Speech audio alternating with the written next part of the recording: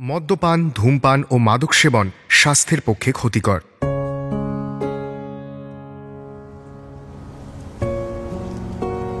একটা সুন্দর ফুরফুরে হাওয়া দিচ্ছিল।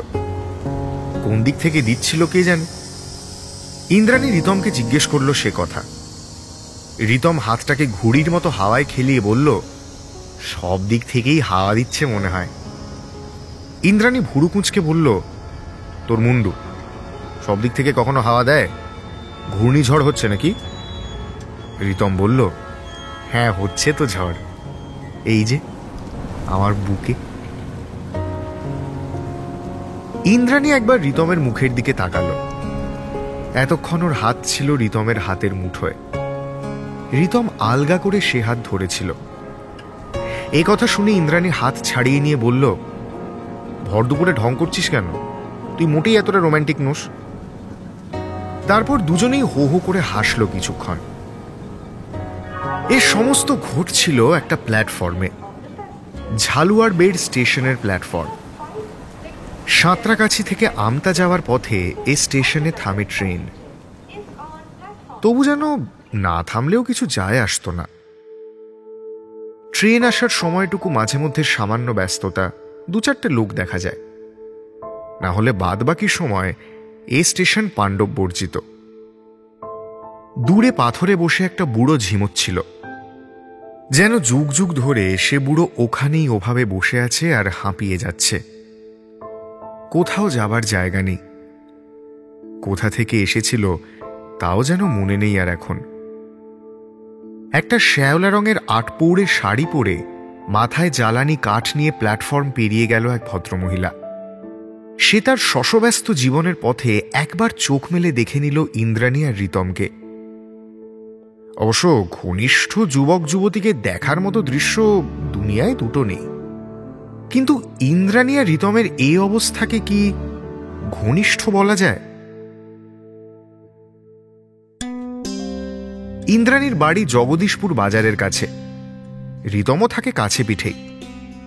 জগদীশপুরকে গ্রাম বললে অনেকে তর্ক করতে পারে, তবে মোটের ওপর জগদীশপুর এখনো গ্রামই। সন্ধে নামলেই দোকানপাট বন্ধ হয়ে যায়। যে কোনো গলির শেষ প্রান্তে এসে পড়লেই বাঁশের জঙ্গল কিংবা পুকুর, ডোবা, বিল। প্রায় প্রতিটা মানুষ প্রত্যেকের হাঁড়ির খবর জানাকে নিজের কর্তব্য এবং অধিকার মনে করে। হামেশাই বেলার দিকে ছেলেপুলে ছিপ নিয়ে মাছ ধরতে কিংবা গামছা নিয়ে পুকুরে ডুব দিতে বেরিয়ে পড়ে। গ্রাম হওয়ার জন্য এর থেকে বেশি কিছু বৈশিষ্ট্যের দরকার আছে কি? ইন্দ্রাণী আর রিতমের সেই স্কুলবেলার প্রেম, একটা শক্তপোক্ত ভিতে গড়ে উঠেছে সম্পর্কটা। অনেক রোদ জল পেয়ে সে ভিত আরো মজবুত হয়েছে।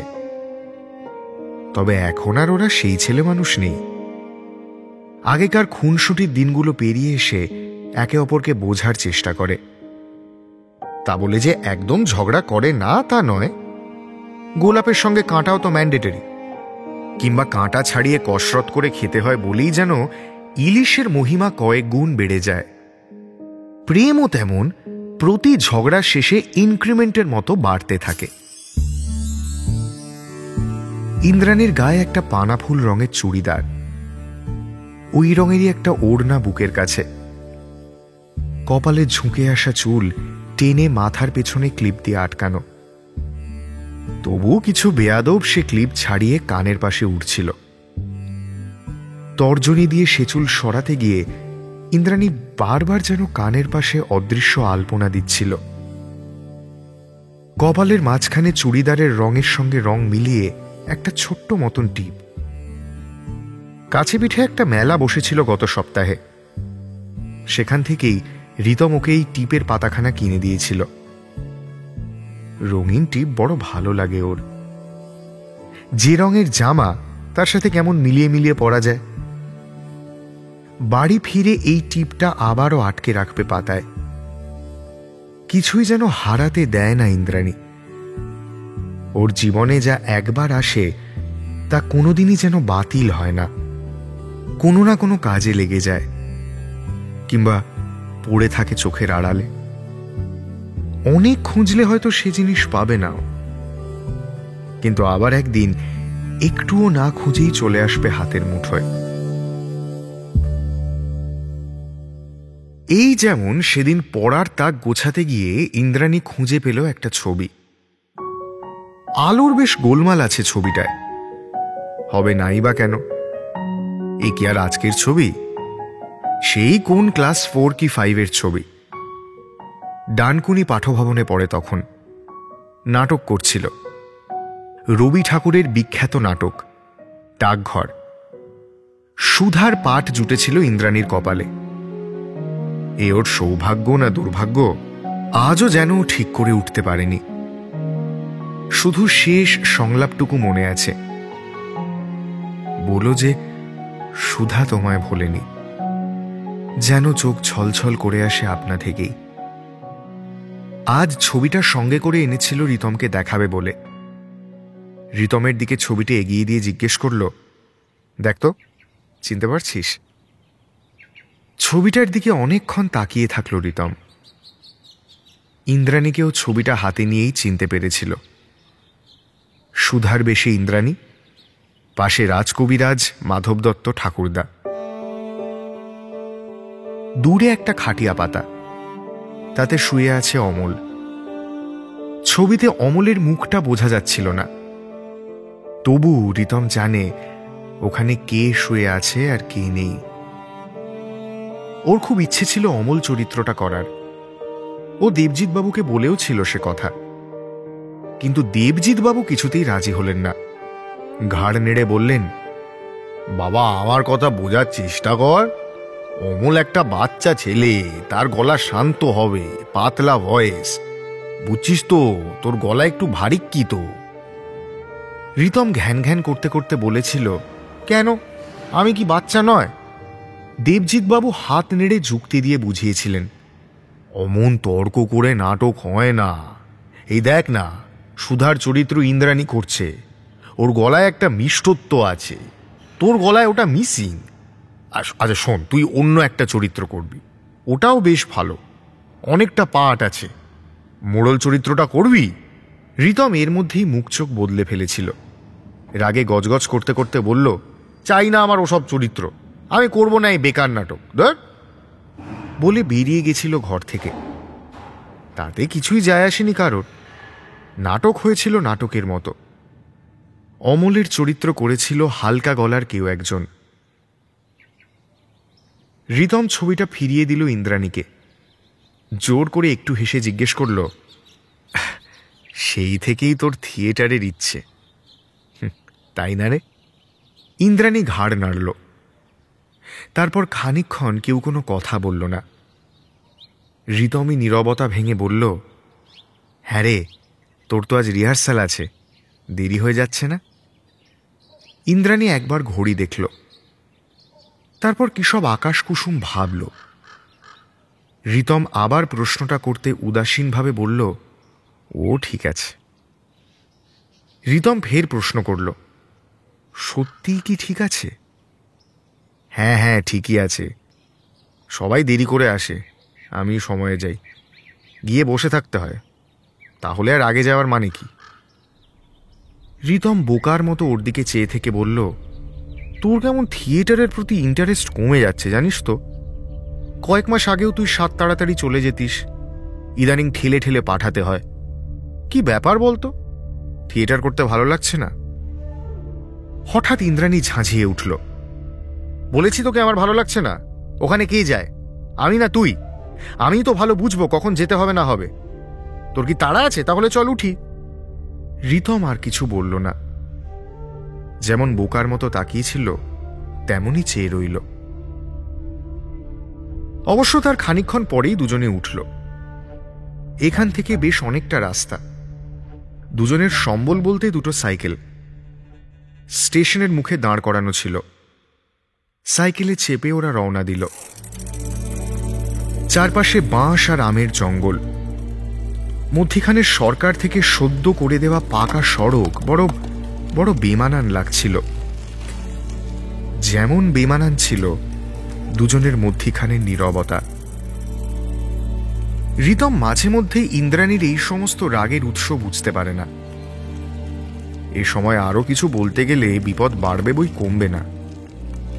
শুধু মাঝখানে একবার ইন্দ্রাণীকে উদ্দেশ্য করে বলল, একটু দাঁড়া। ইন্দ্রাণী সাইকেল থামালো। একটা দরমার দোকান থেকে রিতম সিগারেট কিনে ধরালো। ইন্দ্রাণী রিতমের দিকে তাকিয়েছিল। একজন লম্বা ফর্সা ছেলে, গালে সাজানো গোছানো দাড়ি, ঘিয়ে রঙের টি শার্ট আর ফ্যাকাশে হয়ে যাওয়া জিন্স, ঠোঁটে সিগারেট, মাঝে মধ্যে ধোঁয়া ছাড়ছিল রিতম, যেন কোনো এক ধীর গতির চলচ্চিত্রের নায়ক। বিকেলের পড়ে আসা রোদে জীবনের কায়দা কানুন বোঝার চেষ্টা করছে। এই তো ইন্দ্রাণীর সব। এই ছেলের ওপর রাগ করে ও আর যাবে কোথায়? আবার এই ছাড়া ইন্দ্রাণীর রাগ দেখানোরও কোনো জায়গা নেই। নিজের মনেই হাসল একবার। রিতম সিগারেট ফেলে দিতে আবার সাইকেলে উঠে প্যাডেলে চাপ দিল ইন্দ্রাণী। রিহার্সালে না হলে সত্যিই দেরি হয়ে যাবে। বেশ অনেকটা সাইকেল চালিয়ে জগদীশপুর বাজারের কাছে চলে এলো দুজন। এখান থেকে ইন্দ্রাণীকে বিদায় জানিয়ে রিতম বাড়ির পথ ধরবে। এর বেশি একসঙ্গে হাঁটা চলা নিরাপদ নয়। তবে ওরা যতই লোকের চোখ পালিয়ে নিভৃতে দেখা করুক, গ্রামের বাকিরা ওদের প্রেমের গল্পটা জানে। এতই ধীর গতিতে সে গল্প এগিয়েছে, সবার কাছে এ আর মোটেই চমক আর আশ্চর্যের নয়। বিকেলের দিকে ইন্দ্রাণীকে সাইকেল নিয়ে ঘুরতে দেখা গেলে আশেপাশেই নিশ্চিতভাবে রিতমকে পাওয়া যায়। গ্রামের আর সব্বার কাছে খুবই স্বাভাবিক একটা ঘটনা, যেন একরকম ভাবে মেনেও নিয়েছে সবাই। শুধু অম্লান রায় যেন এ সত্য বুঝেও বুঝতে পারে না। ওর খালি মনে হয় রিতম ইন্দ্রাণীর শুধুই বন্ধু। নিজের ভুল ভাঙবার যথেষ্ট সুযোগ ওর কাছে ছিল, আছেও। জগদীশপুর নাট্য সমিতিতে ইন্দ্রাণীর মতো অম্লানও নিয়মিত আসে, কিন্তু এত সাধের একটা ভুল ভেঙে যাবে বলেই হয়তো অম্লান সরাসরি ইন্দ্রাণীকে কোনোদিন কিছু জিজ্ঞেস করেনি। জগদীশপুর নাট্য সমিতির সর্বময় কর্তা হল অসিত রায়, আর এই অসিত রায়ের একমাত্র ছেলে অম্লান। ইন্দ্রাণীর থেকে বয়সে খুব কম করে হলেও 2.5-3 বছরের বড়। থিয়েটার কিংবা নাটক যাই বলা হোক, তাও করছে এখানে ছোট থেকেই। বাবার হাত ধরে এখানে এসেছিল। আস্তে আস্তে দলের বেশ দাদা গোছের একজন হয়ে গেছে। টুকিটাকি নাটকও লেখে। যে নাটকই হয় তার চরিত্র বাছা কিংবা সিন ইম্প্রোভাইজ এই অম্লানই করে। কানাঘুষো শোনা যায় অম্লানের একটু গায়ে পড়া ভাব আছে। অবশ্য ইন্দ্রাণীর এ নিয়ে কানে শোনার কিছু নেই, যা দেখারও চোখেই দেখতে পায়। গত কয়েক মাস ধরে ইন্দ্রাণীর পেছনে যেন আরো বেশি করে আদা জল খেয়ে পড়েছে অম্লান রায়। মেয়েরা জানেন চাইলে অবহেলা আর অবজ্ঞায় জর্জরিত করে দিতে পারে, কিন্তু অম্লান এতই নির্বোধ সেটুকুও যেন বুঝতে পারে না। অম্লানের কোনো আহ্লাদের কথা শুনে ইন্দ্রাণী যদি 3 বারেও উত্তর না দেয়, নির্বিকার ভঙ্গিতে 4 বারের বার একইভাবে একই কথা বলে অম্লান, যেন সত্যিই বিশ্বাস করে প্রথম 3 বার ইন্দ্রাণী শুনতেই পায়নি। আর ইন্দ্রাণীর মাথা তাতে আরো গরম হয়ে যায়। সংলাপে ভুল হয় ঘন ঘন, আর হবে নাই বা কেন? দুম করে একেবারে নায়িকার চরিত্র দিয়ে দিয়েছিল তাকে। সে নাটক আবার অম্লানেরই লেখা। নাটকের নাম প্রদীপের শিখা। নাটকের নাম শুনে ইন্দ্রাণী প্রথমে ভেবেছিল নিদেন পক্ষে একটা কোনো দার্শনিক দৃষ্টিভঙ্গি থাকবে, কিন্তু সে গুড়ে বালি। আদ্যপান্ত রগে একটা প্রেমের নাটক, যেখানে ছেলেটার নাম প্রদীপ আর মেয়েটার নাম শিখা। লেখার সময় হয়তো অম্লান নাটকটাকে গুছিয়েই লিখেছিল, কিন্তু নিজে প্রদীপ চরিত্রটা বাগিয়ে নেওয়ার পর ইন্দ্রাণীকে বানালো শিখা। আর সঙ্গে সঙ্গেই নাটকের বাকি চরিত্রগুলো একেবারে নামকাওয়াস্তে হয়ে গেল। তাদের সংলাপ ছোট হতে হতে এমন জায়গায় দাঁড়ালো যেন তারা না থাকলেও চলে। তবে যারা সেসব চরিত্র পেয়েছিল তাদের বলার মতোও কিছু ছিল না। অসিতবাবুর প্রতি তাদের যেমন ভরসা ছিল, তেমনি তার ছেলের প্রতিও তাদের বিশ্বাস অগাধ এবং অটুট। আর অসিতবাবুর পুত্র স্নেহের কথা না বলাই ভালো। তার ছেলে দু চারটে বাংলা হিন্দি ছাড়া অন্য ভাষার অন্য দেশের ছবি দেখে মাঝে মধ্যে এমন জাফর পানাহি আব্বাস কিয়ারস্তমি কোপচে দেয়, সে নিজেও ধন্য ধন্য করে ওঠে। যাই হোক, মুদ্রা কথা হলো এই অম্লানের জন্যই আজকাল ইন্দ্রাণীর যত রাজ্যের সমস্যা। যে নাটক থিয়েটার ওর সব থেকে প্রিয় জিনিস, তার রিহার্সালে অবধি দেরি করলো আজ। একবার ভেবেছিল রিতমকে সব খুলে বলবে, কিন্তু রিতমকে এসব বলা মানে অযথা ওর চিন্তা বাড়ানো। আর রিতম এমনিতে খুব ঠিকঠাক হলেও ইন্দ্রাণী জানে রিতম ওর ব্যাপারে হালকা ইনসিকিউর। না, হালকা না বলে ভারী বলাই ভালো। সে উচ্চ মাধ্যমিকের সময় যে স্যার অঙ্ক করাতে আসতো, তাকে নিয়েও কি কম হ্যাপা হয়েছিল? প্রায় রীতিমতো সংলাপের আকারে সবটুকু রিতমকে বলতে হতো। তারপরেও রিতম খানিকক্ষণ আকাশ কুসুম ভেবে বলতো, স্যারটা তোর উপর ভালো মতো চাপ খায় বুঝলি, মালটাকে বিদায় করে দিত মানে। ইন্দ্রাণী সঙ্গে সঙ্গে জিজ্ঞেস করেছিল, আর আমার অঙ্ক তুই করাবি তো? ইন্দ্রাণী মজা করে প্রশ্নটা করলেও রিতম সিরিয়াসলি উত্তর দিয়েছিল, হ্যাঁ আমি করিয়ে দেব, আমার থেকে বেটার তোকে কেউ বোঝাতে পারবে? ইন্দ্রাণী আর কিছু বলেনি। অবশ্য সে স্যারকে পড়াতে আসতেও বারণ করেনি। তার সত্যিই চাপ ছিল কিনা ইন্দ্রাণী জানে না, তবে 2 বছরে ও মাস্টারমশাইকে বাড়াবাড়ি কিছু করতে দেখেনি। বরং ওর উচ্চ মাধ্যমিকের অঙ্কের নাম্বার যতটুকু হয়েছিল ওই স্যারের দৌলতেই। তবে যেখানে চাপ নেওয়ার প্রয়োজনই ছিল না, সেখানেও রিতম যা চাপ খেয়ে গেছিল। অম্লানের কথা বললে হয়তো চিন্তায় রিতমের ঘুমই হবে না। তাই ইন্দ্রাণী জীবনের আর 5টা সমস্যার মতো এই সমস্যার কথা রিতমকে বলতে পারে না। কিন্তু আজ না বললেও কতদিন আর না বলে থাকতে পারবে? শেষমেশ বলতে তো ওকেই হবে। আসলে রিতমের জীবন সমস্যায় ভরা, তাই সমাধান খোঁজার কিছু অভিনব রাস্তা জানা আছে ওর। বিপদে আপদে মাঝে মধ্যে সেসব কাজে আসে বই কি। আপাতত মুখ চুন করেই রিহার্সালে ঢুকলো ইন্দ্রাণী। আর ওকে ঢুকতে দেখেই মাছির মতো ভন ভন করতে করতে চলে এলো অম্লান। মুখে দুশ্চিন্তার ছাপ নিয়ে জিজ্ঞেস করল, এই কি ইন্দ্রাণী, এত দেরি হলো তোমার? রাস্তায় কোনো বিপদ আপদ হয়নি তো? আর থাকতে পারল না ইন্দ্রাণী। মুখ থেকে কথাগুলো যেন নিজে নিজেই বেরিয়ে এলো। আমার বাড়ি এখান থেকে 5 মিনিট দূরে অম্লানদা, একটা হোঁচট খেলেও এখানেই এসে পড়ব। দেরি যদি কোনো কারণে হয়ে থাকে তাহলে তা আমার ইচ্ছে। সবাই তো রোজ দেরি করে আসে, আমাকে অপেক্ষা করতে হয়, তাই আমি নিজেই আজ একটু দেরি করে এলাম। হঠাৎ প্রশ্নের মুখ ঘুরিয়ে দিল অম্লান। আচ্ছা, তুমি কি কোনো কারণে আমার উপর রেগে আছো? তোমার ওপর কেন রাখতে যাব? তোমার সঙ্গে কি আমার রাগের সম্পর্ক? না না, মানে মনে হলো। ঠিক আছে, রিহার্সাল শুরু করা যাক। আমার আজ শরীরটা ভালো নেই, আমি বাড়ি যাব এখনই। মানে কি হয়েছে তোমার? ঘিমেও তো গেছো দেখছি। একটু বসো, জল খাও। ওরে এই জল নিয়ে আয় না। আমি 1 মিনিট, আমি জল মিষ্টি কিচ্ছু খাবো না, আমি বাড়ি যাব। আমি এগিয়ে দেবো একটু? না, কোনো প্রয়োজন নেই, আমি সাইকেল এনেছি। সাইকেলে করে এতখানি যাবে? এতখানি নয়, 5 মিনিট। এই নিয়ে 2বার বললাম। হ্যাঁ 5 মিনিট। আমি বরং বাইকে করে তোমায় দিয়ে আসি, পরে এসে তুমি তোমার সাইকেলটা নিয়ে যাও। এসবের কোনো দরকার নেই, আমি আসছি।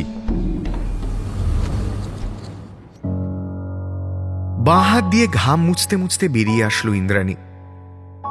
আজ রিহার্সাল করবেই ভেবেছিল, কিন্তু দিন দিন এই অম্লানদা অসহ্য হয়ে উঠছে আরো। ওকে দুদণ্ড সহ্য করাও আর সামর্থ্যে কুলোচ্ছিল না ওর। এভাবে মোটেও চলতে পারে না। ভবিষ্যতের 7-5 নিয়ে ভাবতে ভাবতে গলিটাও পেরোয়নি, হঠাৎ দেখলো পাশেই আপদ এসে হাজির। আবার একগাল হেসে অম্লান প্রায় ঘোষণাই করল, দেখ, তোর সঙ্গে আমি তো হেঁটে যেতে পারি, তাহলে তো তোর আপত্তি নেই। আর তুই তো হাঁটছিসই, তাই না? ইন্দ্রাণী ঘাড় কাত করে তাকিয়ে বলল, প্রথমত মাঝে মধ্যে তুমি আমায় তুই তোকারি করো, মাঝে মধ্যে তুমি বলো, আমার ভীষণ অকওয়ার্ড লাগে। যে কোনো একটা কিছু বলবে। আর দ্বিতীয়ত, আমি মোটেও পুরো রাস্তা হেঁটে যাব না, সাইকেলেই যাব। কথা শেষ করেই সাইকেলে উঠে প্যাডেলে চাপ দিল ইন্দ্রাণী। ততক্ষণে জগদীশপুরে সন্ধে নেমে গেছিল। একটা বাদামি রঙের লেডি বার্ড সাইকেল আস্তে আস্তে নিজের রং আবছা করে হারিয়ে গেল দূরের হলদে আলোয়। বোকার মতো অম্লান দাঁড়িয়ে থাকল। ও কি মাঝে মধ্যে বাড়াবাড়ি করে ফেলে? হবে হয়তো। অনেকেই তো ওকে বলেছিল ইন্দ্রাণীর সঙ্গে কিছু হবার নয়, ইন্দ্রাণীর অনেক দিনের প্রেম ইত্যাদি ইত্যাদি। কিন্তু আপনারাই বলুন, অনেক দিনের প্রেম কি ভাঙে না? আকছার ভাঙে। আর ইন্দ্রাণী নিজের মুখে রিতমের কথা তো বলেনি কখনো ওকে। আজ নির্ঘাত সত্যি শরীর খারাপ, তাই তো চলে গেল। এই যে অম্লানের সঙ্গ অস্বীকার করল ইন্দ্রাণী, অম্লান এটাকে বিনয় হিসেবেই ধরে নেবে। কিছু মানুষ নিজের মনকে ভুল বুঝিয়ে এত তৃপ্তি পায়, রাতে তাড়াতাড়ি ঘুম এসে যায় দু চোখে। এক ঘুমে কি সুন্দর রাত কাবার হয়ে সকাল হয়ে যায়। নিজেকে ভুল বুঝিয়ে যদি নিজেকে ভালো রাখা যায়, ক্ষতি কি? তবে ক্ষতি অবশ্য আছে একটা। যদি সে ভুল আচমকা ভেঙে যায়, যদি একদিন সকালে উঠে অম্লান আবিষ্কার করে যা ভেবেছিল তার কিছুই সত্যি নয়, সবটাই ভুয়ো, সবটাই ভুল, সবটাই ভ্রান্তি, তাহলে কি হতে পারে পরে ভেবে দেখা যাবে। ইন্দ্রাণীর প্রসঙ্গে ফিরি। গলির প্রায় শেষ প্রান্তে ইন্দ্রাণী থাকে। ফ্যাকাশে হলদে রঙের দোতলা বাড়ি, প্রতি তলায় গড়ে 2.5খানা ঘর, কিন্তু গোটা বাড়িটায় থাকে মোটে 4 জন। ইন্দ্রাণী, ওর বাবা মা আর ঠাকুমা। ইন্দ্রাণী ইদানিং বাবা আর মায়ের সঙ্গে খুব একটা কথা বলে না। যতটুকু কথা না বললেই নয়, তাতেই কাজ সারার চেষ্টা করে। আসলে বয়স বাড়ার সঙ্গে সঙ্গে সন্তানের সাথে বাবা মায়ের একটা স্বাভাবিক মতবিরোধ কাজ করে। এক্ষেত্রেও তার অন্যথা হয়নি। তবে ইন্দ্রাণীর এইসব মতবিরোধ কিংবা বাগবিতণ্ডায় ওর পাশে থাকার মতো একজন ছিল বাড়িতে, ইন্দ্রাণীর ঠাকুমা বীণাপাণি দেবী। যে কোনো বিষয়ে শেষমেশ বীণাপাণি দেবী ইন্দ্রাণীর পক্ষ নেন। এ নিয়ে তার বৌমা মানে ইন্দ্রাণীর মা সুজাতা দেবী প্রায়শই অভিযোগ করেন, এ আপনার বড্ড আশকারা মা, দিন দিন আপনার টোল্লাই পেয়েই ও একটা বেয়াদব হয়ে উঠছে। এত বড় ধিঙ্গিমে হয়ে গেল, এখনো ঘরের প্রায় কোনো কাজই করতে পারে না ঠিক করে। কোনো কাজ ওকে করতে দেওয়া মানে কাজ বাড়ানো। আচ্ছা আপনিই বলুন, বিয়ে হলে শ্বশুর বাড়ির লোকে কি বলবে? বীণাপাণি দেবী হাসতে হাসতেই বলেন, ওর শ্বশুর ঘরের লোকে কি বলবে তা ও শ্বশুর ঘরের লোককেই ভাবতে দাও না বৌমা, তুমি খামোখা ও নিয়ে ভাবতে যাচ্ছ কেন? আর আমার নাতনির যেমন অনেক শখ আহ্লাদ আছে, আমারও ছিল। বাপের বাড়ির শাসন আর শ্বশুর বাড়ির বাঁকা কথায় কোনো শখই আর টেঁকেনি। তাই আমার ধরে যতদিন প্রাণ আছে, আমার নাতনি যা মন চায় করবে। রান্নাবান্না তো সবাইকেই একদিন শিখতে হয়, কাজ চালানোর মতো ঠিক শিখে যাবে।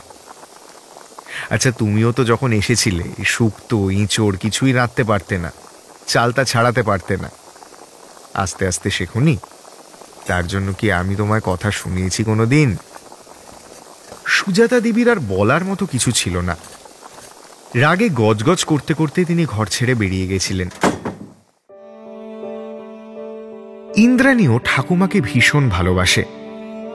সেই কোন ছোটবেলা থেকে ঠাকুমার সঙ্গে শোয়।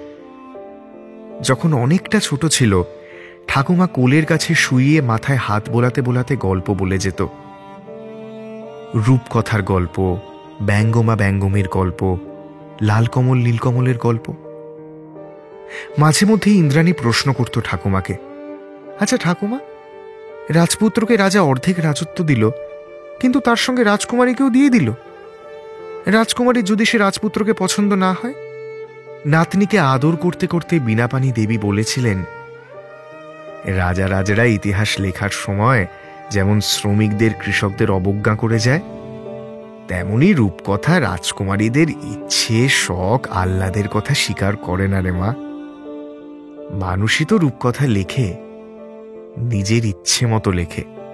ইন্দ্রাণী অন্ধকারের দিকে এক দৃষ্টে তাকিয়েছিল। বোধহয় কোনো আলোর দিশা খুঁজছিল। সে দিশা পেয়েছিল বেশ কয়েক বছর পর রিতমের কাছে। রিতমই হল সেই কাঙ্ক্ষিত রাজকুমার, যার আলাদা করে কোনো সোনার কাঠির প্রয়োজন ছিল না। শুধু স্পর্শেই যেন ঘুম ভাঙিয়ে দিতে পারে রাজকুমারীর। সোনার কাঠি তো দিনের শেষে স্নেহ আর আদরই। কখনো সেসবই রূপোর কাঠি হয়ে ঘুম পাড়ায়, কখনো আবার জাগিয়ে তোলে, ম্যাজিকের মতো। প্রশ্ন করে করে ঠাকুমার মাথা খারাপ করে দিত ইন্দ্রাণী। পক্ষীরাজ আছে কিনা, তেপান্তর কি ওদের স্কুলের মাঠটার চেয়েও বড়? দুয়োরানী কেন রাজপ্রাসাদের সমস্ত অবহেলা দূরে ঠেলে নিজের মতো বাঁচে না? মাঝে মধ্যে এসব প্রশ্ন ওর ঠাকুমাকেও ভাবিয়ে তুলত। একরত্তি নাতনির এইসব প্রশ্নে তাই বুড়ি আনন্দই পেত। আসলে ইন্দ্রাণীর বাবা মানে অরূপ সাহা ভেবেছিলেন তার ছেলে হবে। ছেলে হলো বংশের প্রদীপ, বংশকে বাঁচিয়ে রাখবে। মুখে না বললেও সুজাতা দেবীরও সেই রকমই ইচ্ছে ছিল, আর হয়েও ছিল তাই। অরূপবাবু আর সুজাতা দেবীর কোল আলো করে প্রথমে এক পুত্র সন্তানই এসেছিল, তবে তাকে বাঁচানো যায়নি। তার কয়েক বছরের মাথায় ইন্দ্রাণী আসে। অরূপবাবু যে তাতে মোটেই খুশি হননি সে কথা বলাই বাহুল্য। বীণাপাণি দেবী সরাসরি ঘোষণা করে দিয়েছিলেন, চাওয়া আর পাওয়ার মধ্যে একটা তফাৎ থাকে, তা মেনে নিয়েই জীবনে এগিয়ে চলতে হয়। আমিও তো চেয়েছিলাম তুই একজন বড় ডাক্তার হোস, হয়েছিস। একটা প্রাইভেট কোম্পানির সেলসে জীবনপাত করছিস, কিন্তু তাতে কি তোর প্রতি আমার ভালোবাসা কমে গেছে? যায়নি। তেমনি আমার নাতনি যেন তার প্রাপ্য ভালোবাসা আর যত্ন থেকে বঞ্চিত না হয়, খেয়াল রাখবি। কিন্তু বাস্তবে তো কিছু ফারাক থেকেই যায়। এক্ষেত্রেও তাই হয়েছিল। ইন্দ্রাণীর কোনো ব্যাপারেই অরূপবাবুর কোনো দৃঢ় মতামত ছিল না। চাঁদ সওদাগরের মনসা পুজোর মতোই অরূপবাবু তার মেয়েকে মানুষ করার ক্ষেত্রে শুধু নিজের কর্তব্যটুকু করে যাচ্ছিলেন। মেয়ের প্রতি কোনো প্রত্যাশাই তার ছিল না। এতে অবশ্য ইন্দ্রাণী এক বাড়তি এক্সপেকটেশনের চাপ থেকে মুক্তি পেয়েছিল। এই অনাদর তার মন্দ লাগছিল না। রবীন্দ্রনাথ তো বলেই গেছেন, অনাদর এক মস্ত স্বাধীনতা। রিহার্সাল না করে বাড়ি ফিরেই ইন্দ্রাণী সোজা ঠাকুমার ঘরে ঢুকে গেল। বীণাপাণি দেবী মাথায় বালিশ দিয়ে একটু চোখ বুজেছিলেন, তবে তার ঘুম খুবই পাতলা।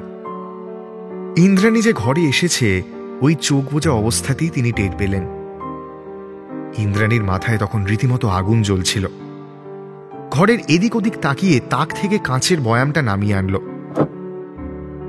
কোনো রকম শব্দ না করে দুখানা চিনির নাড়ু একসাথে মুখে পুরে দিল। এই অভ্যেসও ঠাকুমার থেকে পাওয়া। ছোট থেকেই ইন্দ্রাণী বেশ রকচটা, তাই বীণাপাণি দেবী বলেছিলেন, যখনই রাগ হবে কিচ্ছুটি কাউকে বলবি না, চিনির নাড়ু মুখে পুড়ে দিয়ে চুপ করে বসে থাকবি, দেখবি রাগ কমে গেছে, মাথা ঠান্ডা হয়ে গেছে। অনেকক্ষণ ইন্দ্রাণীর সাড়া না পেয়ে বীণাপাণি দেবী একবার হাঁক দিলেন, কিরে নাড়ু খাচ্ছিস মা? মাথা গরম নিশ্চয়। কার ওপর রাগ করলি আবার? ওই লম্বা দাড়িওয়ালা ছোড়াটার ওপর? ঝগড়া করেছিস নাকি? ইন্দ্রাণী আমতা আমতা করে বলল, কেন, আমি কি এমনি নাড়ু খেতে পারি না? আমার মাথা ঠান্ডাই আছে, কোনো ঝগড়াঝাঁটি করিনি। বীণাপাণি দেবী মুচকি হেসে বললেন, কেন এই ঘাটের মরা বুড়িটাকে মিছে কথা বলছিস? আমি কি তোকে আজ থেকে দেখছি? ইন্দ্রাণী কাঁচের বয়াম তাকে রেখে ঠাকুমার পাশে এসে বসল। চোখ দুটো তার ছলছল করছিল। বীণাপাণি দেবী তার মাথায় হাত বুলিয়ে বললেন, আমায় বলবি না? বল না মা। ইন্দ্রাণী আর নিজেকে সামলাতে পারল না, ডুকরে কেঁদে উঠল। আচ্ছা থামবি, মেয়েদের কি একটুও শান্তি নেই? চারিদিকে এক গাদা চোখ যেন সবসময় দেখে যাচ্ছে, সব্বার ভালো লেগে যাচ্ছে, আর সবাই ভাবছে তাদের এই ভালো লাগা আদি এবং অকৃত্রিম। দুনিয়া শুদ্ধ এত এত প্রেম, ভালো লাগা, ভালোবাসা, এর থেকে কি মুক্তি নেই? বীণাপাণি দেবী ইন্দ্রাণীর চোখ মুছিয়ে দিয়ে বললেন, কাহার আবার তোকে পছন্দ হলো রে মা? কাজল পরিস না, ভালো করে চুল বাঁধিস না, টিপটাও তো কপালের একদিকে কিরকম সেঁটে গেছে। কোন মুখ পোড়ার তোকে মনে ধরলো বল দেখি? অম্লান, আজকাল বড় বেশি গায়ে এসে পড়ছে, সহ্য করতে পারছি না। তোদের ওই থিয়েটারের দলের ছোঁড়াটা? হ্যাঁ, কি করি বলো তো? তোদের ওখানে থিয়েটারটা হচ্ছে তো? আজকে তো তাড়াতাড়ি চলে এলি দেখলাম। না না, থিয়েটার ওখানে হয় না। অম্লান জ্ঞান দেয়, নিজে নাটক লেখে, যেন ওর প্রতিভার একটা প্রদর্শনী খুলে রাখা হয়েছে। অসহ্য। আচ্ছা আচ্ছা, বুঝলাম। বলছি শোন না, ও নিয়ে ভাবিস না। তুই বরং ভালো করে থিয়েটার কোথায় হয় একটু খোঁজ নে তো। ভালো থিয়েটার? হ্যাঁ, মানে ভালো রিহার্সাল, ভালো নাটক। থিয়েটারটা তো তুই করবি নাকি? হ্যাঁ, মানে ওটাই তো পারি। কি যে করি নিজেই ছাই বুঝতে পারি না। ভালো লাগে না আজকাল, যেন বড্ড বিরক্ত লাগছে। বীণাপাণি দেবী মুখে আর কিছুই বললেন না। ইন্দ্রাণীকে কাছে টেনে নিলেন, বাঁ হাত বাড়িয়ে আলো নিভিয়ে দিলেন, চুলে বিলি কেটে দিতে থাকলেন। কখন যে সারাদিনের ক্লান্তি, ফ্রাস্ট্রেশন এক নিমেষে হাওয়া হয়ে গেল ইন্দ্রাণী টেরই পেল না। একটা শান্তির ঘুম নেমে এলো চোখে। মাঝে মধ্যেও সত্যিই ভাবে, এই ঠাম্মি না থাকলে ওর যে কি হতো। রূপকথার গল্পগুলোর মতোই এই দৈত্যপুরীতে আটকে থাকতে হতো। যাকগে, যা হয়নি তা নিয়ে ভেবে কাজ নেই, বরং রিতমের জীবনে একবার ঢুঁ মেরে আসা যাক। রিতমের জীবনের সাফল্য বলতে আপাতত এই ইন্দ্রাণীর সাথে প্রেমটুকুই। স্কুল জীবনে এই প্রেমটা করেছিল বলেই এখনো মানসিকভাবে সুস্থ হয়ে বেঁচে বর্তে আছে। গত মাসেও ২৬ বছর বয়স পূর্ণ হল, তবুও কোনো চাকরি জোটাতে পারেনি। জয়েন্ট ফ্যামিলিতে একজনের ভাত জোটানো খুব একটা সমস্যার নয় বলেই চলে যাচ্ছিল। তবুও এভাবে কদিন চলবে তা একটা প্রশ্ন বটে। বাবার অবসর এগিয়ে আসছিল, রাজ্য সরকারের চাকরি, রিটায়ারমেন্টের পরে পেনশনও আহামরি নয়। এককালীন অনেকগুলো টাকা রিতমের বাবা মানে দেবকান্ত ঘোষ পাবেন রিটায়ারমেন্টের সময়। কিন্তু বসে বসে খরচ করতে থাকলে কুবেরের ধনও একদিন ফুরিয়ে যায়। তাই রিতমকে একটা কাজ এর মধ্যেই জোটাতে হবে। সেই নিয়েই চিন্তা করতে করতে বাড়ি ফিরছিল। তাছাড়া ও ইন্দ্রাণীর সঙ্গে অনেকগুলো স্বপ্ন একসাথে দেখেছে। একটা ছোট্ট নিরিবিলি সংসার, লম্বা ছুটি নিয়ে মাঝে মধ্যে পাহাড় কিংবা সমুদ্রে ঢুঁ মারা, আরও যা যা স্বপ্ন একজন যুবক দেখতে পারে। আর রিতম এও জানত, এই সমস্ত স্বপ্নের দৃশ্যে ইন্দ্রাণীকে পাকাপাকিভাবে আনতে গেলেও একটা চাকরির দরকার। রিতমের জীবনের যা কিছু সমস্যা ছিল তার সমাধান একমাত্র এই চাকরি। জীবনের যা কিছু স্বপ্ন ছিল তা বাস্তব করার একমাত্র উপায়ও ছিল এই চাকরি।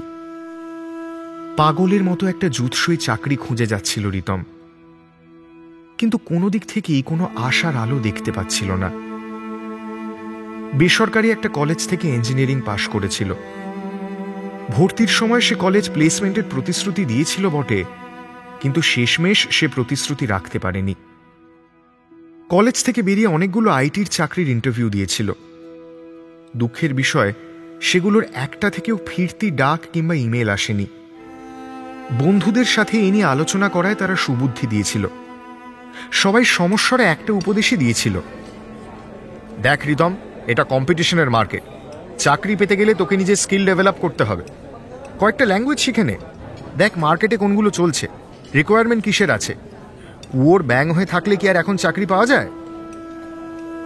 অবশ্য যারা চাকরি পাওয়ার তারা ঠিকই পেয়ে গেছিল।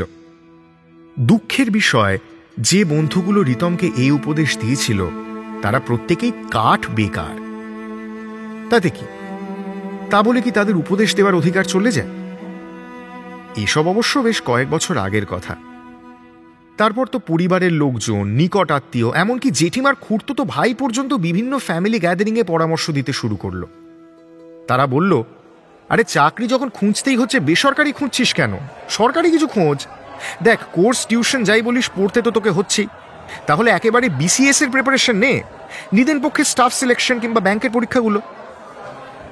রিতম ঘুরিয়ে প্রশ্ন করেছিল, আচ্ছা ব্যাংক কি পুরোপুরি সরকারি? সে প্রশ্নের উত্তর আর ঠিকঠাক দিতে পারেনি জেঠিমার খুড়তুতো ভাই। আমতা আমতা করে বলেছিল, ওই ওই ওরকমই সরকারির মতো। সরকারির মতো? এ আবার কি ধরনের কথা? তবুও তাদের পরামর্শ ফেলে দেয়নি রিতম। 1.5 বছর সরকারি চাকরির জন্য পড়াশোনা করেছিল, কিন্তু এই 1.5 বছরেই বুঝে গেছিল এই জিনিস ওর সামর্থ্যের বাইরে। তারপর আবার সেই পুরনো আইটির প্রিপারেশনেই ফিরে এসেছিল। এই বিস্তর সমুদ্র পার করার জন্য এটাই ছিল তার শেষ ভরসা। এখনো যদিও কুলকিনারা কিছুই দেখতে পাচ্ছিল না, তবে পাবে একদিন। সেজন্যই তো এই লড়াইয়ে টিকে থাকা। 7-5 ভাবতে ভাবতে গলিতে ঢুকছিল। 1 সপ্তাহ আগে কি একটা পাইপ বসানোর কাজে এই গলির ঢোকার মুখের রাস্তা খোঁড়া হয়েছিল, জোড়াতাপ্পি দেওয়া হয়েছিল। তারপর সেজন্য রাস্তা আর পুরোপুরি সমান হয়নি।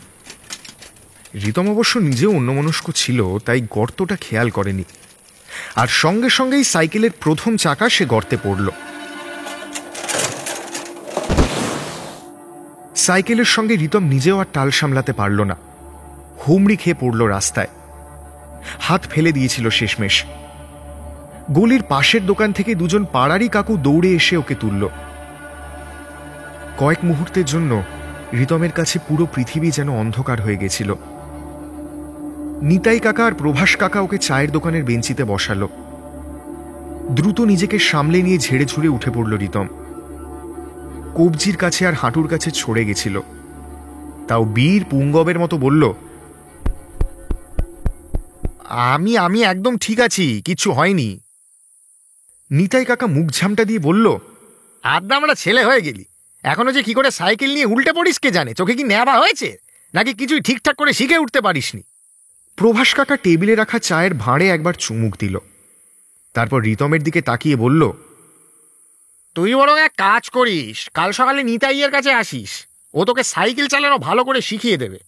ও তো মদ খেয়েও হেভি সাইকেল চালাতে পারে, এলেমি আলাদা। বলেই হো হো করে হেসে উঠল। রিতমের এইসব গা জ্বালানো হালকা চালের কথা ভালো লাগছিল না। ও কোনো কথারই কোনো উত্তর দিল না। সাইকেলটাকে তুলে খোঁড়াতে খোঁড়াতে এগিয়ে গেল।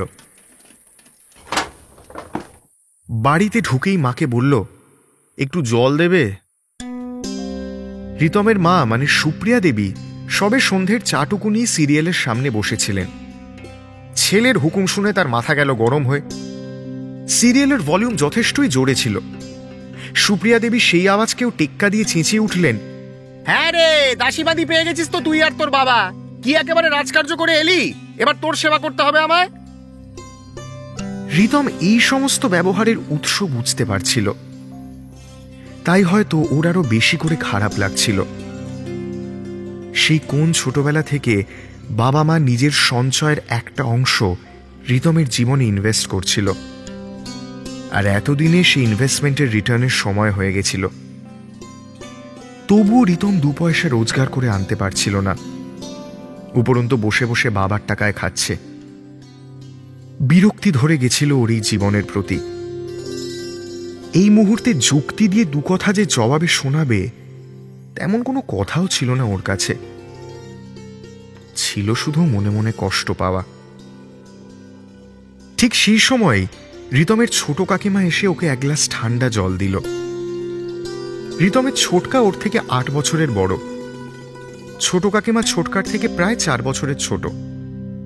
সব হিসেব করলে যা দাঁড়ায়, ছোট কাকিমাকে নির্দ্বিধায় রিতমের দিদি বলা চলে, কিন্তু তা তো আর হয় না, তাই বাধ্য হয়ে ছোট মা বলে ডাকে।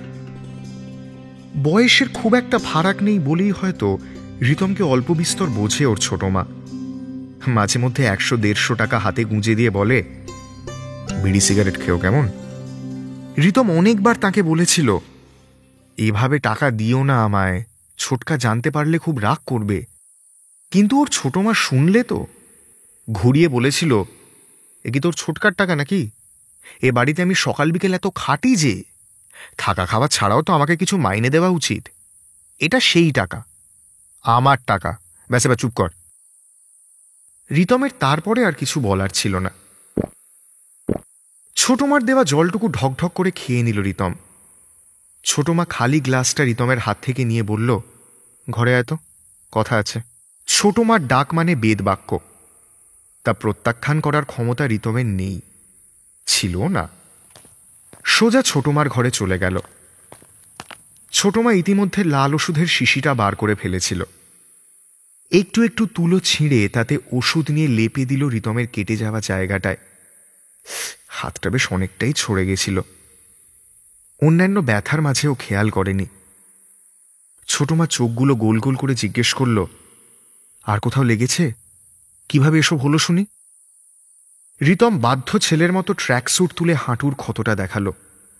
গলা নামিয়ে ক্যাবলার মতো বলল, গলিতে ঢোকার মুখে সাইকেল নিয়ে পড়ে গেছিলাম।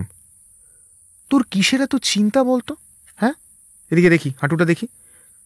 বাবা, রাস্তায় সাবধানে চলাফেরা করতে পারিস না? সাবধানেই তো। কোথায় সাবধানে? সাবধানে চললে কেউ পড়ে যায়? আসলে একটা চাকরি জোটাতেই হবে ছোট মা। হ্যাঁ, তা তো হবে। সে নিয়ে বাড়ি বসে ভাবলেও তো হয়। সাইকেল চালাবার সময় কেউ ও নিয়ে ভাবতে বলেছে? তুমি দেখো ছোট মা, আমি একটা চাকরি পাবই, দেখে নিও। আমি জানি রে, তোর ওপর সে ভরসা আমার আছে, এ নিয়ে আর চিন্তা করিস না। ঠিক এই কথাটাই বুকে এসে লাগলো রিতমের। ওর প্রতি এই পৃথিবীতে এখনো দুটো মানুষের ভরসা অটুট। একজন এই ছোট মা, আরেকজন ইন্দ্রাণী। এদের এই বিশ্বাস আর ভরসাটুকুর কখনো অপমান করবে না রিতম। নিজেকে তাই আরো সংকল্পবদ্ধ করছিল। ইন্টারনেট ঘেঁটে এদিক ওদিক থেকে চাকরির খবর নিয়ে নিজেকে সেই মতো তৈরি করছিল। সময় সবসময় খারাপ যায় না, একদিন না একদিন তো সময় বদলাবেই। বাকি পৃথিবীর সমস্ত প্রশ্নের যোগ্য জবাব রিতম একদিন দেবেই। তাদের দেখিয়ে দেবে রিতম ঘোষ ছেলেটা মোটেই গবেট নয়, ফেলনা নয়। দেরি হতে পারে, কিন্তু ফিনিশিং লাইনে সে পৌঁছবেই। জীবন তো সবার একই ছাঁচের হয় না, তবুও তো সবাই লড়ে যায়। আর এইসব লড়াইয়ে পথ্যের যোগান দেয় ইন্দ্রাণী আর ছোটমার মতো মানুষগুলো। তাই সমস্যা নিয়ে চিরকাল বসে থাকলে চলে না, কোনো না কোনো সমাধান নিজেকেই খুঁজে নিতে হয়। তাতে অবশ্য প্রথমে একটু ঝামেলা সহ্য করতে হয়, কিন্তু শেষমেশ ওই সমস্যা মিটেই যায়। আচ্ছা, সমস্যা কি আদৌ মিটে? এও তো অনেকটা শক্তির মতো ব্যাপার। বিনাশ নেই, এক সমস্যা থেকে অন্য সমস্যায় রূপান্তরিত হয়ে যায় কেবল। এই যেমন ইন্দ্রাণীর সমস্যা ছিল অম্লান। আপাতত যেভাবেই হোক সেই সমস্যার সমাধান করতে হতো, না হলে ধীরে ধীরে থিয়েটারের প্রতি একটা বিরক্তি এসে যাচ্ছিল। কলকাতায় কলেজে যাওয়ার সময় বেশ কিছু বান্ধবী হয়েছিল ইন্দ্রাণীর।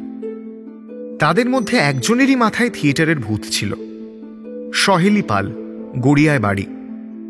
অবশ্য সে ভূত এখনো টিকে আছে কিনা ইন্দ্রাণীর জানা ছিল না। রিতমের কাছে সে কথা বলেছিল আগেই। অম্লানের সঙ্গে সেদিনের ঘটনাটা ঘটার পর রিতম আবার সহেলির প্রসঙ্গ তুলল। ইন্দ্রাণীকে উদ্দেশ্য করে বলল, দেখ না একবার ওর সঙ্গে যোগাযোগ করে। আচ্ছা ধর, যদি কলকাতার কোনো থিয়েটারের দলে প্র্যাকটিসের সুযোগ পেলি তুই, তাহলে তো সাপও মরবে, লাঠিরও দীর্ঘায়ু হবে। কিন্তু বাড়ি থেকে আমায় কি ছাড়বে? তুই এত কেন ভাবছিস বলতো? থামবি তো তোর ফরে। আরে সে জানি, কিন্তু আলটিমেটলি তো এটা একটা বেশ বড় সিদ্ধান্ত, এটাতে কি সাপোর্ট করবে? চাপ খাস বড্ড তুই, জানিস তো। কিছু বললি আবার তোর মাথা গরম হয়ে যাবে। শোন, ভাবিস না কিছু। আচ্ছা একবার কথা বল সহেলির সাথে, আর পজিটিভ কিছু একটা হলে বাড়িতে কথা বল, দেখ না কি হয়। চেষ্টা করতে তো ক্ষতি নেই। বলছিস? হ্যাঁ বলছি বলেই তো মনে হলো। তুই কি শুনছিস? কথার তো একেবারে ফুলঝুরি। দাঁড়া দেখি তাহলে সহেলিকে ফোন করে। ও কি এখনো এসবের সাথে যুক্ত আছে কে জানে। শোন, ও শুধু যুক্ত আছে কিনা জিজ্ঞেস করিস না, তোর সমস্যাটাও খুলে বলিস। হতেও পারে যুক্ত নেই, কিন্তু তাও দেখলি হয়তো কিছু একটা ব্যবস্থা হলো। কিন্তু কিন্তু ঠাম্মির থেকে দূরে থাকতে হবে তো রিতম, আমার খুব কষ্ট হবে। আচ্ছা এখনই এত দূর ভাবিস না, দেখ না কি হয়। রিতমের কথা মতো ইন্দ্রাণী সহেলিকে ফোন করেছিল। বেশ অনেকক্ষণ ধরে কথা হয়েছিল ওদের। তবে সহেলি আর থিয়েটার করে না, একটা ইংলিশ মিডিয়াম স্কুলে পড়ায় আর চুটিয়ে প্রেম করে। তবে ওর প্রেমিকের কোনো এক কাছের বন্ধু গড়িয়ার একটা থিয়েটার গ্রুপের সাথে যুক্ত। সহেলি নিজে ওদের কয়েকটা শো দেখেছিল, তাই কোনো রকম দ্বিধা না করে ইন্দ্রাণীকে বলেছিল, তুই জাস্ট আর কিচ্ছু ভাবিস না, কলকাতায় চলে আয়, থাকার ব্যবস্থা হয়ে যাবে, থিয়েটারও কাছাকাছি থাকবো, দেখা হবে, আড্ডা হবে, খুব ফান হবে ভাই, আয় না। ইন্দ্রাণী তো পড়ল আরেক সমস্যায়। সহেলি এসব পাঠ চুকিয়ে অন্য জীবনযাপন করতে শুরু করেছে, ও সেটা ভেবেছিল, কিন্তু ওর কাছ থেকে এরকম আহ্বান পেয়ে যেন আরো দোটানায় পড়ে গেল। রিতমের কথা মতো এবার বাড়িতে কথাটা বলতে হবে, আর তাতেই যেন সব ভয়ডর এসে ছেঁকে ধরেছিল ওকে। যদি বিশাল এক অশান্তি হয়, যদি ওকে 4টি উল্টোপাল্টা কথা শোনায় সবাই, আর ভুল করেও যদি অনুমতি দিয়ে দেয়, ঠাম্মিকে ছেড়ে দূরে থাকতে কি পারবে ও? সেই কোন ছোটবেলা থেকে ঠাম্মির পাশে শুয়ে অভ্যেস। ও বাড়িতে ঠাম্মিরও কথা বলার যে কেউ নেই। অদ্ভুত সেই নীরবতার যক্ষ পুরীতে কি করে থাকবে ওর ঠাম্মি? রিতমি ঘুরিয়ে ফোন করল ওকে। এবারে আর শান্তভাবে কিছু বলল না, বরং মেজাজ তিরিক্ষি করেই বলল, দেখ, ছেলে মানুষই করিস না, জীবন তোর কাছে আপাতত আরেকটা রাস্তা খুলে দিয়েছে। যা তুই করতে চাস, যা করতে তোর ভালো লাগে, এবার তুই যদি হাজার একটা নেগেটিভ জিনিস ভেবে পিছিয়ে বসে থাকিস, I have nothing to say, যা পারিস কর। এরপরে ইন্দ্রাণীর আর কিছুই বলার ছিল না। মা, বাবা আর ঠাম্মি তিনজনেই যাতে একসাথে শুনতে পায় এমন স্বরে ইন্দ্রাণী বলল, আমি আমি কলকাতা যাব, এখানে ঠিকভাবে থিয়েটারটা করা যাচ্ছে না। কলকাতার দলের সাথে থিয়েটার করব, ওখানেই থাকব। সবাই শুনতে পেল, তবুও কয়েক মিনিটের একটা নীরবতা বজায় থাকলো ঘরে। তারপর সুজাতা দেবী চিৎকার করে উঠলেন, মানে বাড়ি থেকে ধিঙ্গিপনা করে আর কুলোচ্ছে না? কলকাতায় থেকে আরো উচ্ছন্নে যেতে হবে? এ কথা বলতে তোর লজ্জা করলো না? এত বড় মেয়ে হয়ে গেলি, কয়েক বছরের মাথায় বিয়ে দিতে হবে তোর। কোথায় ঘরের কাজ কিছু শিখবি তা নয়, তিনি চললেন কলকাতা যাত্রা করতে। ইন্দ্রাণী প্রতিবাদের সুরে বলল, মা, ওটা যাত্রা নয়, থিয়েটার। সুজাতা দেবী গলার স্বর আরো বাড়িয়ে উত্তর দিলেন, ওই একই হলো, যাত্রা, নাটক, থিয়েটার, সে যাই হোক, কলকাতা যাওয়া তোমার হচ্ছে না। অরূপবাবু অবশ্য বিয়ে, ঘরের কাজ এসব প্রসঙ্গেই গেলেন না। এক বাক্যে নিজের বক্তব্য সারলেন। গম্ভীরভাবে শুধু বললেন, কলকাতায় থাকা খাওয়ার একটা বাড়তি খরচ আছে, তা দেওয়া আমার পক্ষে সম্ভব না। বীণাপাণি দেবী এতক্ষণ চুপ করেছিলেন। খরচের প্রসঙ্গ উঠতে যেন হালে পানি পেলেন। বিছানা থেকে উঠে আস্তে আস্তে বারান্দায় এসে বললেন, খরচের কথা তোকে ভাবতে হবে না। আমার শখ স্বাদ আমি মেটাতে পারিনি, আমার নাতনি ওর ইচ্ছেগুলো মেটাবে। আমি এখনো 18-20 হাজার টাকা পেনশন পাই। আমি যা খাই, আমার ওষুধে যা লাগে, তা বাদ দিয়েও একটা মোটা অঙ্কের টাকা ব্যাংকে থেকেই যায়। তোর সুবিধে অসুবিধে আমিই তো টাকা দিই। আমার নাতনির কলকাতায় থাকা খাওয়ার সব খরচ আমার। তোকেও নিয়ে ভাবতে হবে না, ও কলকাতা যাবে। সুজাতা দেবী তবুও আপত্তি জানিয়েছিলেন, মা, আপনি বুঝতে পারছেন না, একা থাকবে, কত বিপদ আছে, ওকে ওখানে সাবধানে কে রাখবে? তাছাড়া কলকাতা থিয়েটার একটা বেলেল্লাপনার জায়গা, এরপর দেখবেন নেশা ভাঙ করছে, ছেলেদের সাথে অবাধ মেলামেশা তো আছেই, একেবারে গোল্লায় চলে যাবে। মা, আপনি তখন সামাল দিতে পারবেন তো? বীণাপাণি দেবী মুখে হাসি নিয়েই বললেন, আমার নাতনিকে আমি তোমার চেয়ে ভালো চিনি বৌমা, ও নিজেই নিজেকে সামলাতে পারবে। গোল্লায় যাওয়ার জন্য আলাদা করে কলকাতা যাওয়ার দরকার পড়ে না, চাইলে জগদীশপুরে থেকেও গোল্লায় যাওয়া যায়। আর এই নিয়ে কোনো রকম আলোচনা আমি চাই না। ওর 18 বছর বয়স হয়ে গেছে, ওর নিজের জীবনের সিদ্ধান্ত ও এখন আইনি ভাবেও নিজে নিতে পারে। আমার নাতনি কলকাতা যাচ্ছে, ব্যাস। মেয়ে থাকলো না গেল, এই নিয়ে অরূপবাবুর খুব একটা মাথা ব্যথা নেই। মেয়ের থাকা খাওয়ার খরচ যদি মেয়ের ঠাকুমাই দেয়, তাহলে তো মাসে 2 পয়সা অরূপবাবুরই বাঁচার সম্ভাবনা।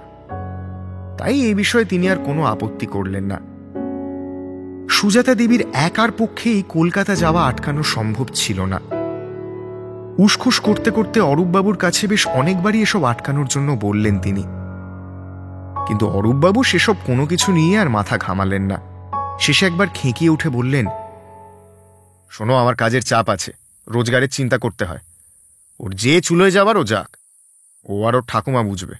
কোনো রকম ঝুট ঝামেলা হলেও আমি নেই, এটুকুই। তুমি আর গাঁইগুই করে আমার মাথা খেও না, নিজের কাজ করো। পরিস্থিতির অগ্রগতি দেখে ইন্দ্রাণী বুঝতে পারল ওর আর তেমন কোনো বাধা নেই।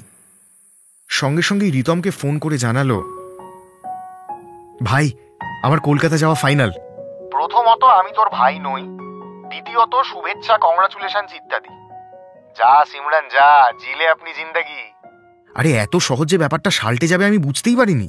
তোকে তো আমি বলেইছিলাম, তুই অযথা ওভার থিঙ্ক করছিলিস। কি মিললো তো আমার কথা? হ্যাঁ, তা মিলল বটে। এখন তো বলবি, বলে না রিতমের কথা বাসি হলে মিষ্টি হয়। ওটা গরিবের কথা বাসি হলে রিতম, আর তুই মোটেও গরিব নোস। না, গরিব নই, কাঠ বেকার, আরো খারাপ অবস্থা। এবার তুই একটা চাকরি পেয়ে গেলেই। কি রে, চাকরি পেয়ে গেলেই কি? আমাদের সব স্বপ্নগুলো একসাথে পূরণ করতে পারবো, তাই না? একদমই তাই রে। আর একটু সময় দে আমায়, দেখিস আমি একটা চাকরি জোগাড় করবই। আর একটু সময় জাস্ট। আরে আমি আছি তো, আমার গোটা জীবন আছে ডার্লিং। থিয়েটারে স্ক্রিপ্ট বলিস না এখন থেকেই, তোকে কিছু বলা মানেই ঝকমারি। এটা থিয়েটারের স্ক্রিপ্ট? আমি আছি, আমার গোটা জীবন আছে, এসব আবার কি? তাড়াতাড়ি চাকরি জোটাতে হবে, গোটা জীবন ধরে তো আমি চাকরি খুঁজতে পারবো না। আহা, আমি বললাম জাস্ট। তাহলে কবে রাজধানীতে রওনা দিচ্ছিস? জলদি, দেখি সহেলির সাথে কথা বলে। মনে টনে রাখিস, চিঠি ফিটি লিখিস। আর কি? না, আমি তো ভুলে যাব, তাই তো মনে হয় তোর, তাই না? কে বলতে পারে, কলকাতার কোনো ফিটফাট স্মার্ট ছেলেকে দেখে গলে গেলি। গ্রামের এই ক্যাবলা অকর্মণ্য ছেলেটাকে আর মনেই থাকলো না। এবার কিন্তু ভাল লাগছে না আমার, বাড়াবাড়ি হয়ে যাচ্ছে। আহা, রেগে যাস না, আমি শুধু একটা সম্ভাবনার কথা বলছি। হ্যাঁ, সম্ভাবনা শূন্য, এটা একটা অসম্ভব ঘটনা, তাই বলবি না উল্টোপাল্টা কথা। দুজনেই তারপর ফোনের দুপ্রান্ত থেকে খিলখিল করে হাসল। একটা দিনের ঠিকঠাক নির্যাস যেন পেয়েছিল ওরা। সবকিছু যেন প্রথমবারের জন্য ঠিকঠাক পথে এগোচ্ছিল। সেই আগাম ভবিষ্যতের সুদিনের স্বপ্ন চোখে মেখে তাই অপেক্ষা করছিল ওরা। তারপর ফোন রেখেই সহেলিকে ফোনে ধরে ইন্দ্রাণী। সহেলি বলেছিল, সব কথা আমি বলেই রাখবো, তুই কোনো চিন্তা করিস না। সামনের সপ্তাহেই চলে আয় ব্যাগপত্র গুছিয়ে। ইন্দ্রাণী তাই করল। সামনের সপ্তাহে মঙ্গলবার নাগাদ সব গোছগাছ করে নিল। ঠাকুমাকে জড়িয়ে ধরে বলল, চললাম আমি, সাবধানে থাকবে কেমন? বীণাপানি দেবী একখানা স্টিলের টিফিন কৌটো ইন্দ্রাণীর হাতে দিয়ে বললেন, এতে চিনির নাড়ু আছে, খাস। আর মাথা ঠান্ডা রাখবি, মাঝে মধ্যে ফোন করিস কেমন? আমি তো আছি, কোনো বিপদ আপদ হলে জানাস। আর শোন, বুড়িটার খবর নিবি, সাবধানে আয়। এই শেষটুকু শুনে ছলছল করে উঠেছিল ওর চোখ। বাড়ি ছেড়ে, ঠাকুমাকে ছেড়ে কখনো কোথাও যায়নি এর আগে। এই প্রথমবার কাছের মানুষগুলোকে ছেড়ে থাকার সিদ্ধান্ত নিয়েছিল।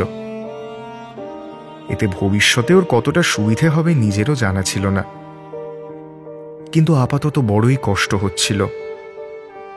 চাপা একটা যন্ত্রণা ওকে যেন দুর্বল করে দিচ্ছিল ক্রমশ। বারবার দুর্বলতা গ্রাস করছিল ওকে, কিন্তু এখন আর পিছিয়ে আসার উপায় নেই।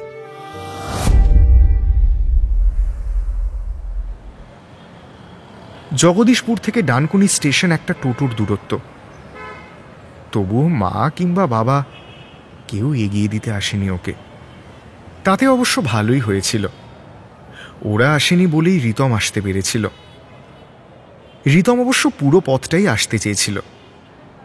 ইন্দ্রাণী ওকে বারণ করে বলেছিল, পাগলামি করিস না, আমাকে পৌঁছে দিয়ে তোকে তো সেই একাই ফিরতে হবে, তখন তো তোর আরও বেশি কষ্ট হবে। তার চেয়ে এই ভালো, একা একা চলে যাই আমি, কেমন? রিতম বোধহয় ধেয়ে আসা কান্না লুকোতেই একবার নাক টানল।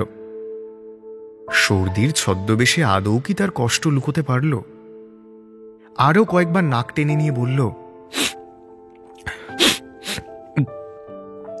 যাই বলতে নেই, বল আসি। ইন্দ্রাণী মুচকি হেসে বলল, তুই এবার সত্যি কাকু কাকু হয়ে যাচ্ছিস। আসবো তো বটেই, এত সহজে তোকে শান্তি দেবো ভেবেছিস? ওটি হচ্ছে না। ডানকুনি লোকাল এতক্ষণ দাঁড়িয়েছিল। 5:10 বাজতেই একটা লম্বা সাইরেন বাজিয়ে ছেড়ে দিল।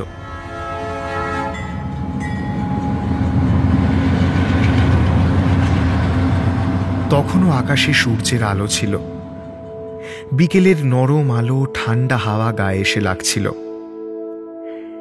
এ সময় মন খারাপ বোধহয় আরো জাঁকিয়ে ধরে।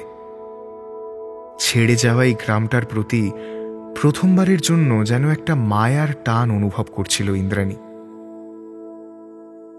কি ছিল এই গ্রামে? পছন্দের জিনিসগুলোর চেয়ে অপছন্দের তালিকাই বেশি লম্বা। তবুও গুটি কয়েক জায়গা, হাতে গোনা কয়েকজন মানুষের জন্যই বোধহয় একটা পিছুটান কাজ করছিল। আর সেই পিছুটানের বিপরীতে কোনো এক বৈদ্যুতিক শক্তি টেনে নিয়ে যাচ্ছিল ওকে। শিয়ালদায় নেমে আরেকটা ট্রেন বদল করল। সাউথ সেকশনের ট্রেন ধরে গড়িয়া। সহেলি স্টেশনে দাঁড়াবে বলেই রেখেছিল। গড়িয়া স্টেশনে নেমেই ইন্দ্রাণী ওকে ফোন করল। দেখা হওয়ার পর সহেলি ভদ্রতার খাতিরে জিজ্ঞেস করল, আসতে কোনো অসুবিধা হয়নি তো? ইন্দ্রাণী হেসে বলল, থাক, আর ফর্মালিটি করতে হবে না। সহেলি ইন্দ্রাণীর ভারী একখানা ব্যাগ হাত বাড়িয়ে টেনে নিয়ে বলল, চ একটু চা খাই নাকি? দুজনেই স্টেশন চত্বর থেকে বেরিয়ে এসে একটা চায়ের দোকানের সামনে দাঁড়ালো। সহেলি আঙুলে ইশারা করে দোকানদারকে দুটো চা দিতে বলল। দোকানদার ঘুরিয়ে জিজ্ঞেস করল, ছোট ভার না বড় ভার, দুধ চা তো? সহেলি ইন্দ্রাণীর দিকে ঘুরে একই প্রশ্ন ওকে আবার করল। ইন্দ্রাণী প্রায় সঙ্গে সঙ্গেই বলল, দুধ চা, ছোট ভাঁড়। তারপর দুই বান্ধবী চায়ের ভাঁড় হাতে নিয়ে একে অপরের দিকে ফিরল। সহেলি জিন্সের পকেট হাতড়ে সিগারেটের প্যাকেট বার করে ইন্দ্রাণীর দিকে এগিয়ে দিল। ইন্দ্রাণী ঘাড় নাড়তেই কিছুটা অবাক হয়ে সহেলি জিজ্ঞেস করল, এখনো ধরিসনি? যেন এই বয়সে এসে এই পরিস্থিতির আর রূঢ় বাস্তবের মোকাবিলা করার জন্য সিগারেট কোনো অস্ত্র। ইন্দ্রাণী মুচকি হাসল। গ্রামের মেয়ে ইন্দ্রাণী, ওখানে পথে দাঁড়িয়ে একটা মেয়ে সিগারেট টানলে ভিড় জমে যাবে নির্ঘাত। তাই হয়তো কোনোদিন সাহস করে উঠতে পারেনি। কিন্তু রিতমের ঠোঁটে অমন তাজ্জব ধোঁয়ার কাঠি জ্বলতে দেখে কখনো কি ইচ্ছে হয়নি ওর? হয়েছে। হঠাৎ কি মনে হলো আজ ইন্দ্রাণী ফস করে বলল, কোনোদিন খাইনি, দে তো দেখি একটা, কেমন করে খেতে হয় একটু শিখিয়েও দে। সহেলি তার দু চোখের মণিজোড়া একেবারে মধ্যিখানে এনে জিজ্ঞেস করল, হ্যাঁ রে, কলকাতায় এসে তোর কি হাওয়া ফাওয়া লেগে গেল নাকি? এক চুমুকে চায়ের বাকিটুকু শেষ করে ইন্দ্রাণী সহেলির হাত থেকে সিগারেটের প্যাকেটটা প্রায় কেড়ে নিল। তারপর অবশ্য সহেলি আগুন ধরিয়ে দিল। আর প্রথমবার টেনেই কেশে টেসে সে একেবারে কেলেঙ্কারি কাণ্ড।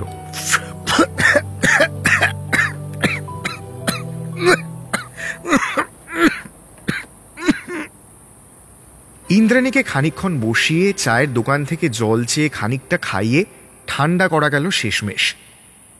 সহেলি তারপর ওর দিকে তাকিয়ে বলল, এবার তাহলে বাড়ি যাওয়া যাক নাকি? গড়িয়ায় মিনিবাসগুলো যেখানে দাঁড়ায় তার পাশ দিয়ে ঢুকে যাচ্ছে একটা গলি।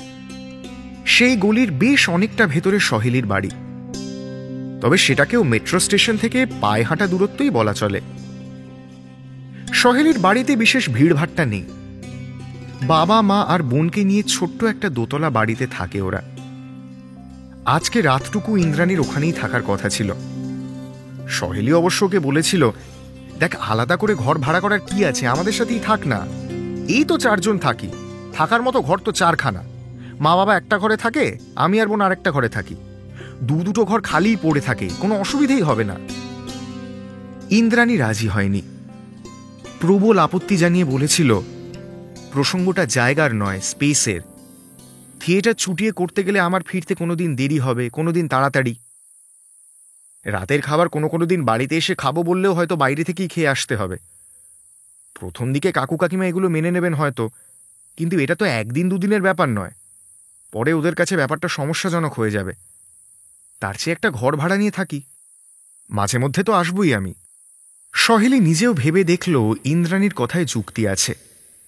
বাড়িতে দু একদিন ওর নিজের ফিরতে দেরি হলেই মা একগাদা কথা শোনায়। সেখানে ইন্দ্রাণীর এইসব ঝঞ্ঝাট তো আরোই সহ্য করবে না। তাই ওর সাথে সহমত হয়েই সহেলি বলল, ঠিক আছে, যতদিন না একটা জুৎসই ঘর পাচ্ছিস ততদিন অ্যাটলিস্ট এখানে থাক। ইন্দ্রাণী হেসে বলল, তাছাড়া কি আর উপায় আছে আমার? তোর ভরসাতেই তো এলাম কলকাতায়। সহেলির বাবা বেশ মিশুকে লোক। ইন্দ্রাণী আসতেই একগাদা কৌতূহল নিয়ে বসে পড়েছিলেন ওর সাথে গল্প করতে।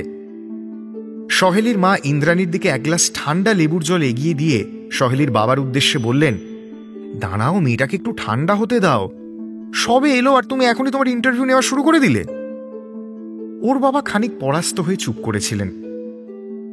ইন্দ্রাণী হাতে লেবুর শরবতটা ধরে তখনও চুমুক দেয়নি দেখে বললেন, আরে বসে আছো কেন? খাও খাও। ওটা হলো গিয়ে শিকাঞ্জি। তোমার কাকিমা দারুণ বানায়। রোজ কাজ থেকে ফিরে আসার পর আমায় এক গ্লাস দেয়। খাওয়ার পর প্রাণটা পুরো জুড়িয়ে যায়। খাও খাও, বসে দেখো না, খাও। তাড়া খেয়ে তাড়াতাড়ি গ্লাসটা এক চুমুকে খালি করে দিল ইন্দ্রাণী। তাতেও শান্তি নেই। যেখানে শেষ করেছিল সহেলির বাবা, ঠিক সেখান থেকেই আবার বলতে শুরু করলো, কেমন খেলে? দারুণ না? বলেই তো ছিলাম, এই শরবতটা হচ্ছে 1 in a million। Amrit just, মরা মানুষ বাঁচিয়ে তুলবে। সহেলি প্রতিবাদের সুরে বলল, বাবা, অমৃত মরা মানুষ বাঁচিয়ে তোলে এটা কোথা থেকে জানলে? যাকগে, তোমার কথা বলা হয়ে গেলে ওকে আবার ভেতরে নিয়ে যাই, ও একটু ফ্রেশ ট্রেশ হোক নাকি। ওর বাবা জিভ কেটে বললেন, এরে সত্যিই তো আমি খেয়াল করিনি। যাও যাও, রেডি হয়ে নাও, তারপর একসাথে ডিনার করতে করতে গল্প করা যাবে। যাকে, তোমার নামটা যেন কি বললে মা? ইন্দ্রাণী নিজেকে আর সামলাতে না পেরে হেসে ফেলল। এই নিয়ে ভদ্রলোক 3 বার ওর নাম জিজ্ঞেস করলেন, কিন্তু মুখের ওপর তো আর বলতে পারছিল না। আবার নিজের নামটা বলল ইন্দ্রাণী। রাতের খাবার বলতে ভাত, টকের ডাল, ঢ্যাঁড়স ভাজা আর ডিমের ঝাল। কোনোটাতেই কোনো আলু নেই। ইন্দ্রাণীর আলু ছাড়া খেতে একটু অসুবিধেই হয়। খাবার নিয়ে তাই একটু অপ্রস্তুতের মতোই নাড়াচাড়া করছিল। সহেলি কানের কাছে মুখ এনে জিজ্ঞেস করল, হ্যাঁ রে, কিছু অসুবিধা হচ্ছে? বল না, কি লাগবে? ইন্দ্রাণী এসব ক্ষেত্রে একদম মুখচোরা। তবুও বাধ্য হয়ে বলল, বলছি আলু জাতীয় কিছু নেই, মানে উইথ আলু কোনো তরকারি? সহেলি খানিকক্ষণ হেসে বলল, আরে এটাই তো এই বাড়ির সমস্যা। এই বাড়ি থেকে আলুকে বয়কট করা হয়েছে। আলু খেলে নাকি মানুষ মোটা আর অসুস্থ হয়ে যায়। আমিও তাতেই অভ্যস্ত হয়ে গেছি, এ আর কি। ইন্দ্রাণী মনে মনে এ বাড়িকে নমস্কার করল। এখানে থাকার কোনো প্রশ্নই ওঠে না। এমন আলু ছাড়া সমস্ত কিছু খেতে হলে প্রতিদিনই ওকে আধপেটা খেয়ে থাকতে হবে। উপায় একটাই, যত তাড়াতাড়ি সম্ভব একটা থাকার জায়গা খুঁজে নিতে হবে। আবার ইন্দ্রাণীর মনের মধ্যে দুশ্চিন্তাগুলো উঁকি দিতে শুরু করল। ও পারবে তো একা সবকিছু সামলাতে, ঠাম্মির বিশ্বাস আর ভরসার দাম দিতে? নাকি কলকাতার ভিড়ের মধ্যে মিশে গিয়ে শেষমেশ শুধু ভিড়ই বাড়াবে?